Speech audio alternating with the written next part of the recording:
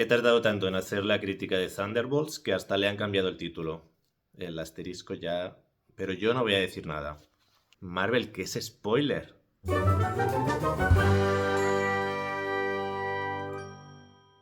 Hola, ¿qué tal? Soy Iván Mula, periodista cultural, y en este vídeo os voy a hacer una crítica sin spoilers de Thunderbolts, la nueva película de Marvel al final ya de la fase 4, aparentemente justo a punto de iniciar la fase 5, y no os engaño, si habéis ido siguiendo mi canal ya os he ido compartiendo mis impresiones. Arrastramos una fatiga que en mi opinión es ya demasiado larga. Esta franquicia merecía un descanso, no lo ha tenido, se han ido haciendo las cosas un poco sobre la marcha, y ahora es verdad que los fans más acérrimos quizás sí que tengan muchas ganas de ver cómo culmina esta nueva etapa, pero yo creo que hemos perdido a demasiado gente por el camino, y esto es algo que seguramente Marvel no se pueda permitir. No tanto quizás por los números de taquilla, que también, sino sobre todo por la ilusión de la gente por ver cualquier producto de Marvel, incluso aunque fuera a ciegas. Dicho esto, tengo que decir que Thunderbolts me ha parecido una película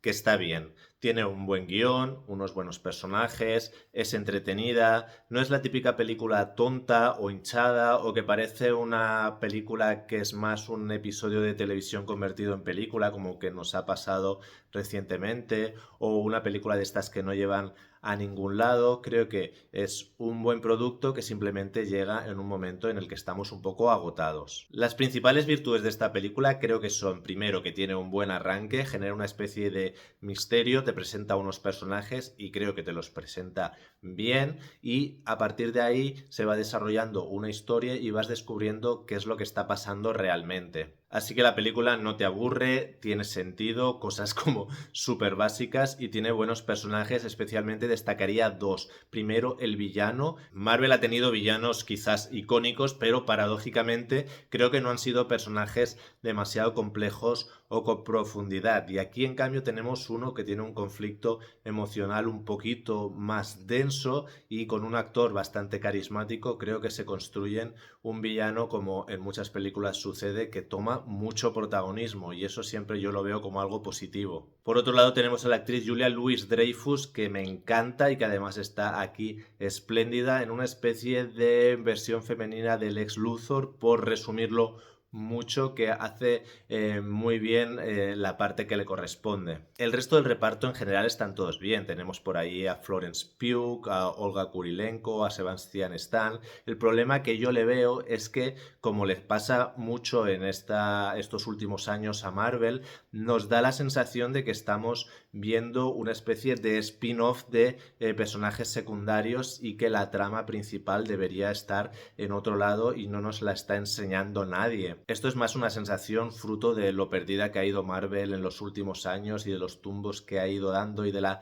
improvisación, que no tanto culpa de esta película en concreto. Pero puestos a presentarnos una especie de Escuadrón Suicida, precisamente la película de Escuadrón Suicida de James Gunn, no la otra, y hablando de James Gunn, también Los Guardianes de la Galaxia, pues tenían mucha más gracia, y esto es algo que le falta a esta película. Tiene un humor que no hace el ridículo, pero no tiene esa chispa, ese carisma, esa magia que hace que los personajes por sí mismos, independientemente de cualquier universo en el que estén, funcionen, te enamores de ellos y quieras acompañarlos a cualquier aventura por el mundo o por el espacio. Esto aquí a mí no me acaba de pasar, es una cuestión de carisma, de simpatía, de magia. Así que, vista la película, que me parece correcta, no sé si tengo ganas de ver cuáles son las siguientes aventuras de estos personajes o cómo encajan en el universo más grande en el que están supuestamente colocados. Esto, como os decía, creo que es un problema de Marvel de los últimos tiempos, que ha tenido miedo de parar, de resetearse, de hacer